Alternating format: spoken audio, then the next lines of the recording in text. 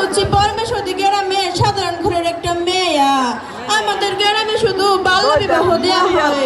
বাল্য বিবাহর কারণে অনেক মেয়েরা মৃত্যুর মুখোমুখি, আবার অনেক মেয়েরা শারীরিক এবং মানসিক ভাবে ভুগছে।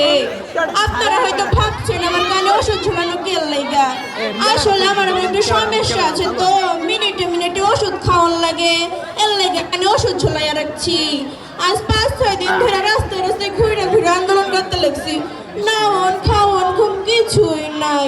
না ঘুমাইতে ঘুমাইতে চোখের নিচটা কালি পইরা গেছে। আমার এত সুন্দর ঐশ্বর্য চেহারা একদম ব্যাঙের মতো হইয়া গেছে, ব্যাঙের মতো হইয়া গেছে।